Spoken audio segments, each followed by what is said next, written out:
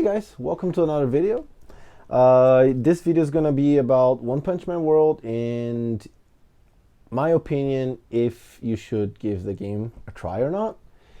And I'm going to be going over multiple aspects of the game, good and bad, and just give you my 2 cents. And you guys let me know in the comment section if you tried the game, if you agree or not. Do let me know. And don't forget, give me a like and a subscribe. It really helps. Anywho's, let's get right into it. Let's start with some of the good things.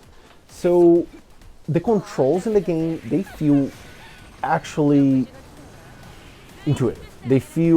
You feel like you're in control of your character mostly. I feel like in some of these games where you are doing a lot of action, sometimes the controls don't quite feel right.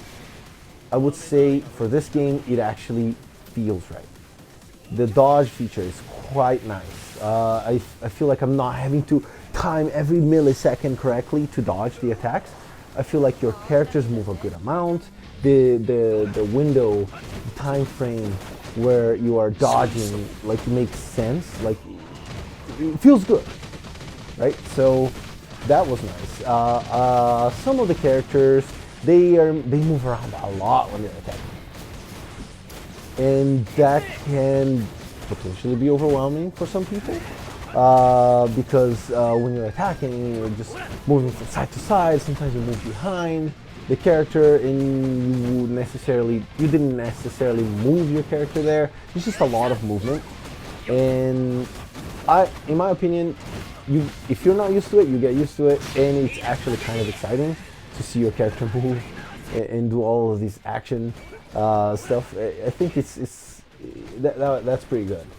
And then some of the skills, this was one of the ones that can take some getting used to.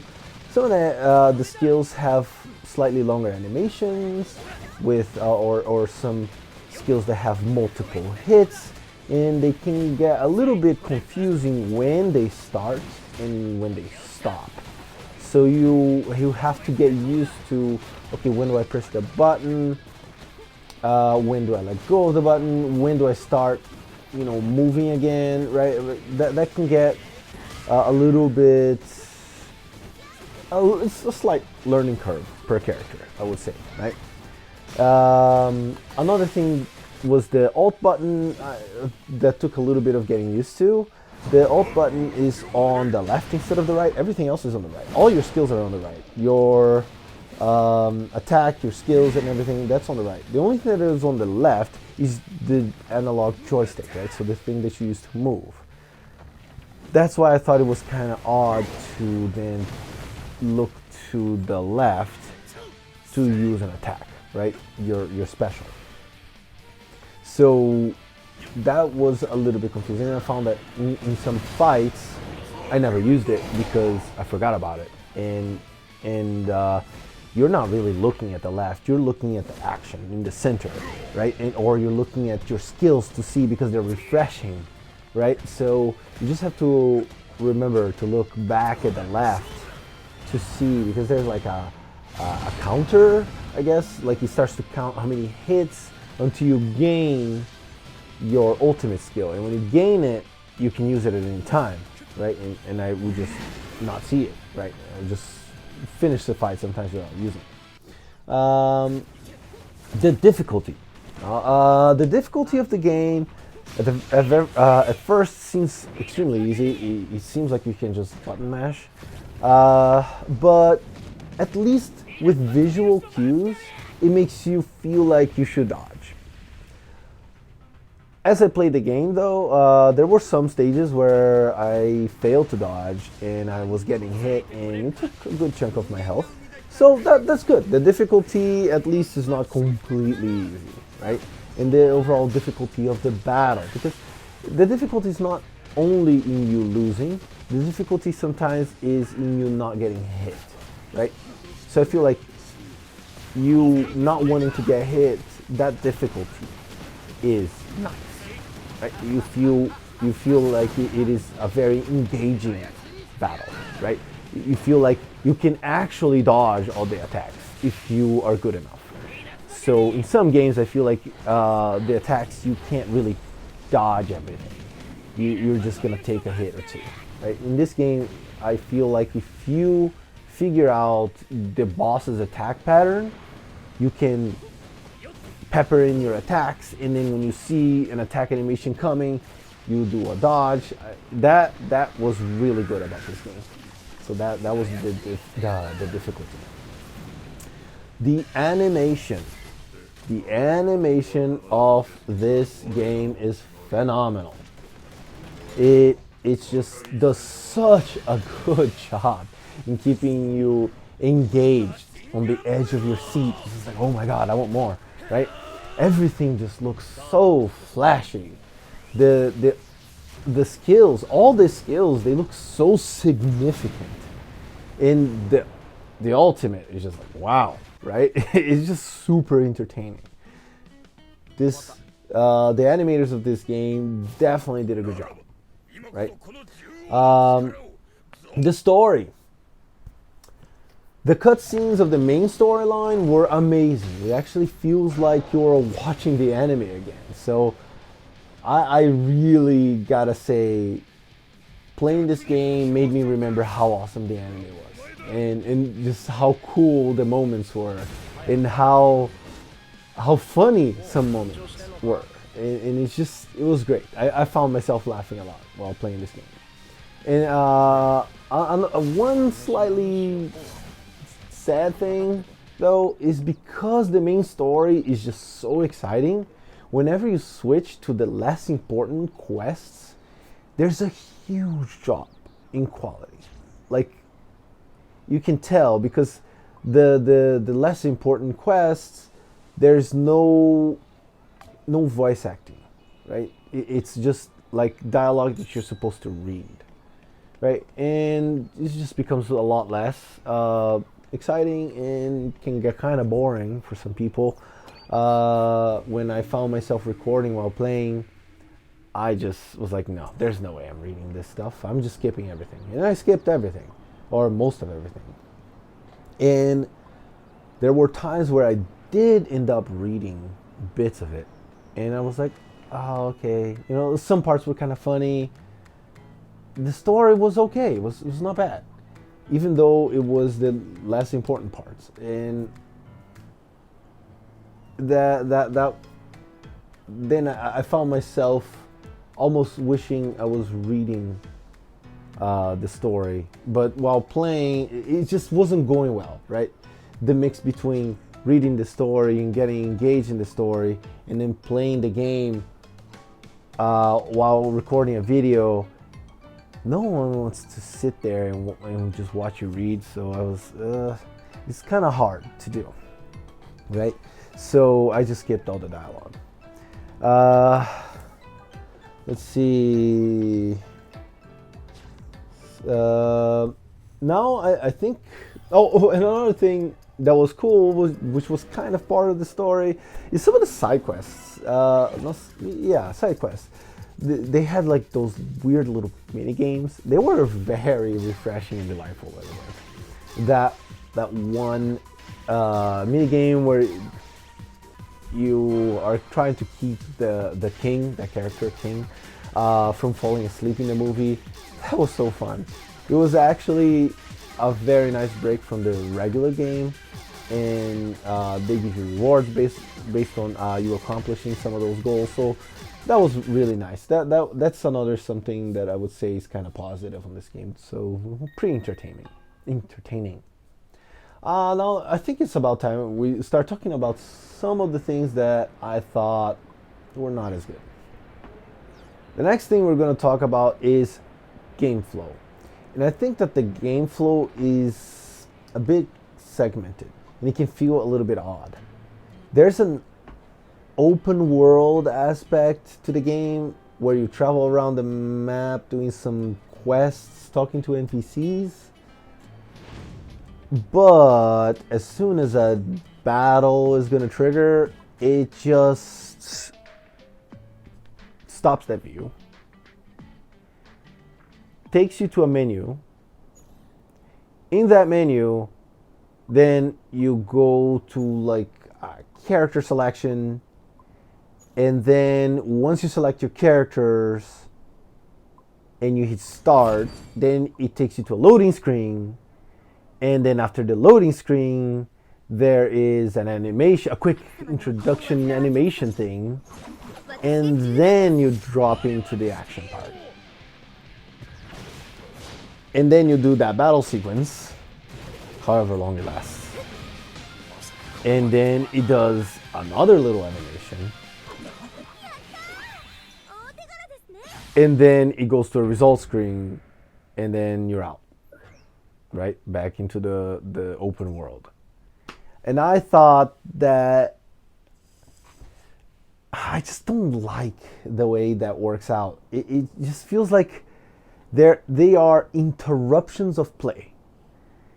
And it just makes the overall experience less enjoyable, in my opinion. It could be more fluid, basically, is what I'm saying. Then there's the overall game UI. I don't like the menus on the game either. They're just like, I don't know. It just seems like at some points there's not that much there's not that much on the screen, and it just doesn't seem quite obvious what you need to do in those screens. I feel like, I don't know, there's like some big elements in the screen that kind of catch your eye, but they're kind of just there for animation, I guess. And the part where you actually need to read is kind of like small and to the side. It just, in the, I don't know, and it's all in this like cool gray colors that gives me this techie outer space vibe. I don't like it too much. I just feel like, I don't know. I just don't like the menus. I feel often I'm lost and I'm not quite sure what I'm looking at, and it takes me a bit. It takes me looking around the screen a lot to figure out what I'm looking at, and I just feel lost a lot of the time. So I just don't like the UI. Then there is one of the things that I really don't like about the game is the upgrade system and character progression. Alright, so when you're playing this game and you're trying to level up your character, so you have upgrade, you have potential, you have merit, right? And those are the main ways you level up your character. You have this upgrade is basically where you use these little items to level up your character, to gain stats. Then you got potential, which basically upgrades the skills and passive abilities and like some buffs to your skills. And then you have merit, which is kind of like a breakthrough or evolution thing where you gain more stats, and you basically have to use these items like this recipe to fulfill it. And it's just, I don't know. I just didn't like the overall upgrading system. The items seem pointless, in my opinion. They seem like such an afterthought. The game, in my opinion, I feel like as it is, the game would probably be better without them. And like, yeah, really, you just get these, like, for instance, to level up your character, you guys just get these chips or something like as rewards as you do these missions. And then you go to your character and you just spam use those chips and level up your character stats, and there you go, right? It just seems, you don't feel accomplished. You use, I don't know, use these little items, and it just feels very, leveling up your character feels very uncelebrated, right? I feel like this could have been done so much better with just like experience gained from defeating characters or something like that, right? and then like watching your character level up, and then maybe you gain stats that you can then allocate. That would to me feel more customized. That would to me feel like I accomplished something, right? But these little items that you spam until you're max level, I don't like that. Besides the basic ways of upgrading your character, there is also going to be impression arms. This one is a little simple. You get these by like summoning, and there's various different rarities on these. I have the rare version for him. Basically, they give you a stat and they give you a usable skill that you can do. And you'll see, you can read what the skills do here. I thought this is okay. It's whatever. Basically, unless you're summoning, spending, you may not even have access to some of these. So then there is also memory and will.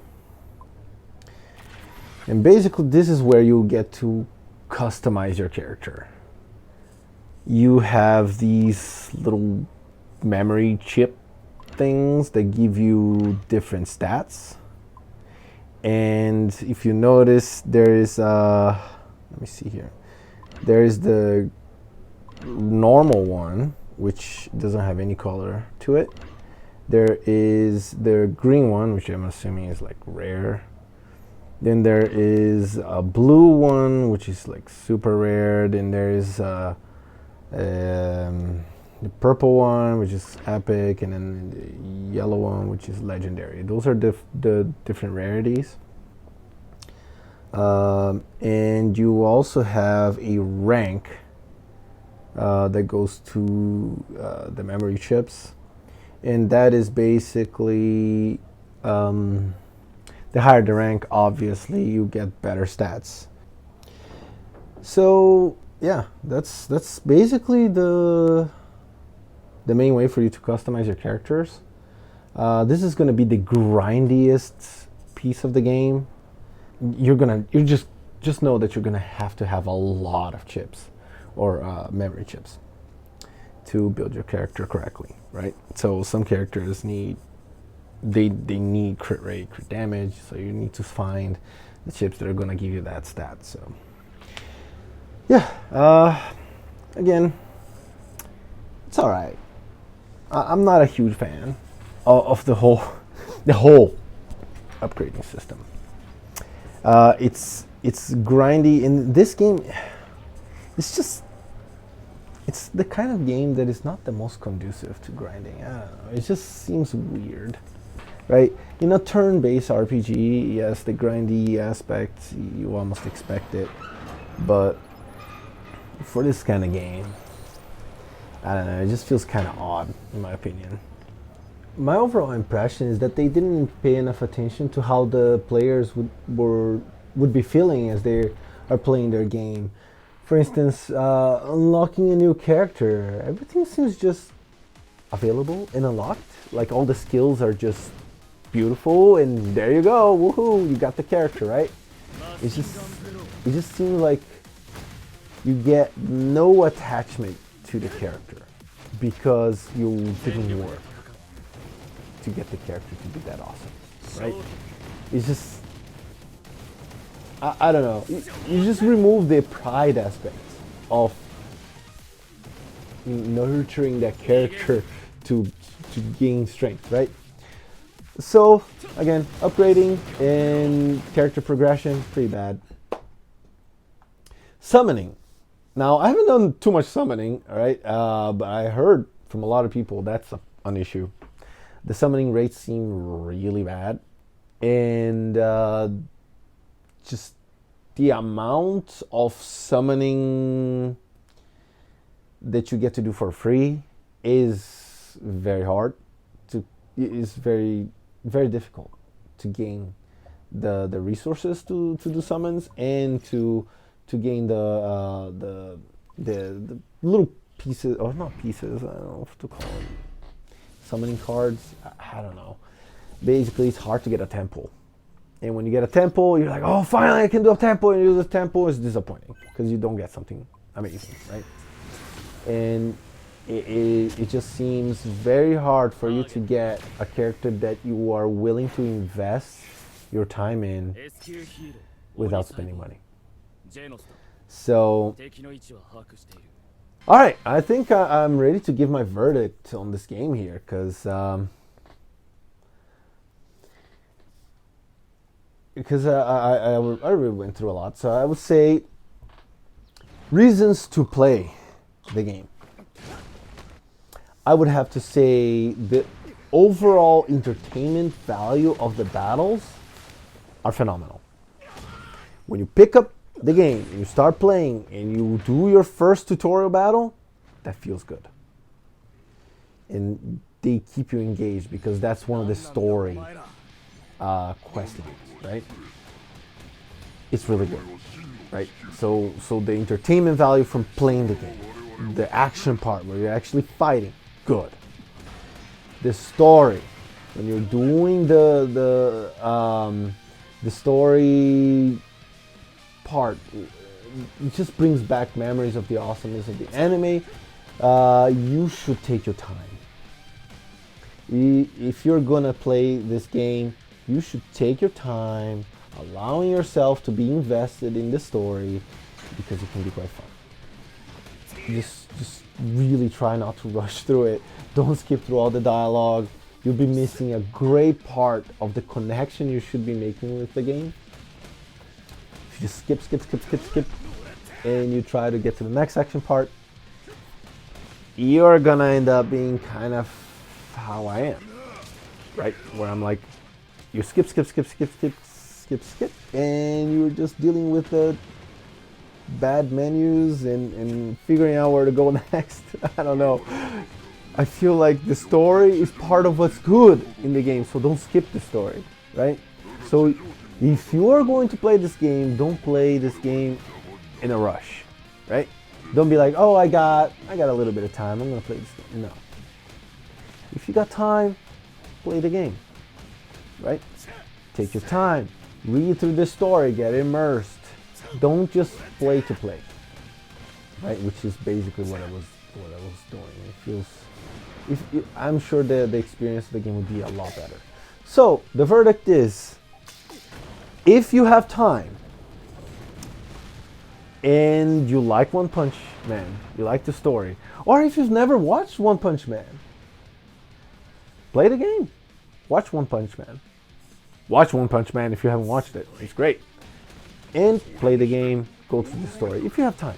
If you don't have time, you're busy most of the time, and you're just trying to play some games to get your game fix here and there, or you have a busy life, then this is probably not a game for you.